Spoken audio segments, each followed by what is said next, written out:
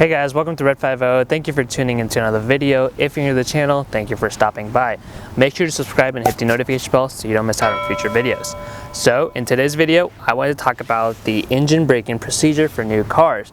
So as you may have heard that most new cars that come out have, depending on the manufacturer, have a braking period of 1,000 miles, 500 miles, where you're supposed to kind of take it slow, let the engine brake in, settle in.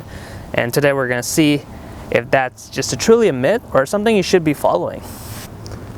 Now, part of the argument is that when the engines leave from the factory, they're not really 0-mile run because they do the stress runs and all that stuff. So technically your engine is about a few hundred miles or so of stress run that it's already gone through. They don't really make an engine and send it to you and put it in your car, which is why a lot of people say that it's not necessary to break in an engine and you should get your car and just have at it, have fun. You shouldn't be worried about it.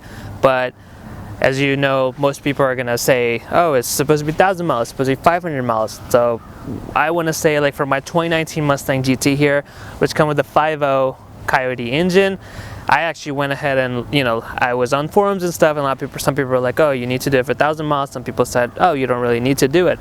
So obviously, being a new car owner, I went to the owner's manual and looked at it, and over there it says that for about first 1,000 miles or so, you're supposed to obviously vary your speed, so you're not sitting at a constant, you're not supposed to just take a long road trip and just let the engine do its thing at 80 miles per hour, 70 miles per hour. So you're supposed to vary your RPMs, which is a good thing. It kind of gets the engine used to different type of environment that's going to be running in, whether it's a highway, city driving, getting on it a little bit.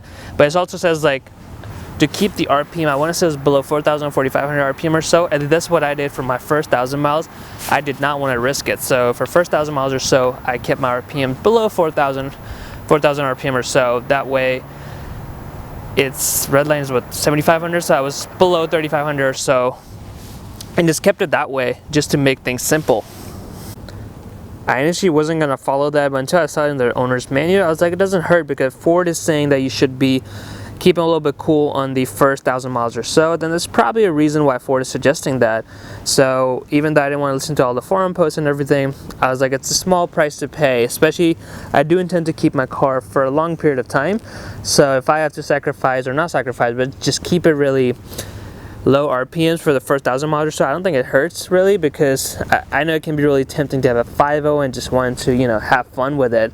But it's a small price to pay if I'm going to keep the car for a long time and don't have to deal with any engine issues with the Gen 3 Coyote. Now, one advice that I particularly did not follow with the engine braking procedure was a lot of people suggested to do your first oil change after 1,000 miles or so once your engine is broken in, because it has some metal gunk or whatever that can be flushed out. I just thought it was a little bit too extreme. I looked up in the owner's manual, there was nothing about getting the oil change earlier than expected. In fact, the first oil change recommended was at 10,000 miles, but I ended up getting mine around 5,000 miles or so.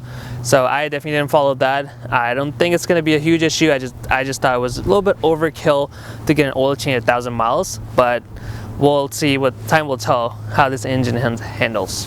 And of course, after the first oil change, I did get engine tick. That's really famous with the Gen 3 Coyotes that I've got right here. So if you want to learn more about the Gen 3 Coyote tick, the engine tick, whatever they call it, you can check the video in the description.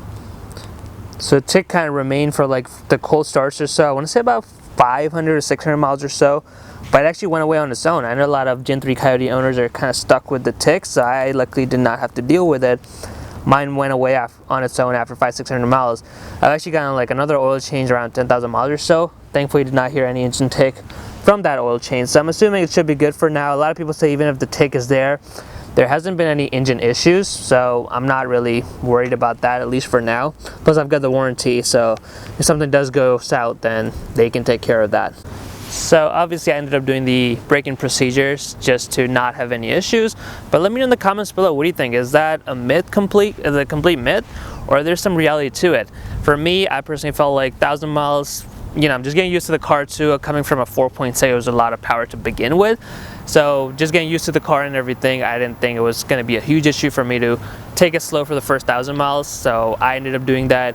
It was definitely a small price to pay. If I'm going to keep the car for a long time, I don't think it hurts to keep the first 1,000 miles low. And then after that, you can have all your fun. Obviously, you got to be careful and not to go too crazy and put too much stress on your engine. Alright guys, I hope you liked this video and kind of got an idea with what the braking procedures are for the engine. Again, it varies with different manufacturers, so I obviously followed the Mustang manual. So if you're just getting a new car, I would look into the owner's manual just to see what you're dealing with. If you like this video, make sure to smash that like button and subscribe to Red 50 for more videos.